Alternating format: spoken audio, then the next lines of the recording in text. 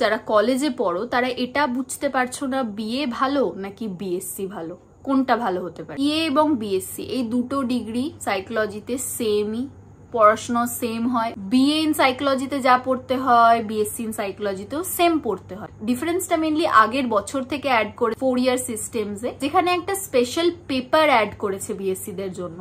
BA দের জন্য একটা আলাদা ডিফারেন্ট পেপার, যেমন বিএসসি দের জন্য সিউর ক্ষেত্রে আমি বলছি এআই অর্থাৎ আর্টিফিশিয়াল ইন্টেলিজেন্স, এটা তোমাদের সিলেবাসে দিয়েছে যারা বিএসসি ইন সাইকোলজি করছো। আর যারা বিএ ইন সাইকোলজি করছো তাদেরকে দিয়েছে ডিজিটাল এম্পাওয়ারমেন্ট। এই ডিফারেন্সটাই আমি আগের বছর থেকে দেখেছি, আর এছাড়া কোনো ডিফারেন্স নেই। এমন কিন্তু নয় যে বিএসসি ইন সাইকোলজি করিনি মানে আমি ক্লিনিক্যাল সাইকোলজিস্ট হতে পারবো না, এই কথাটা একদম ভুল। বিএসসি এবং বিএ ইন সাইকোলজি দুটোই সেম, পড়াশোনাও সেম। বিএ ইন সাইকোলজিরা যা পড়াশোনা করবে বিএসসি ইন সাইকোলজিতেও সেম সিলেবাস। ডিফারেন্সটা মেনলি পাসের সাবজেক্টের উপর নির্ভর করে।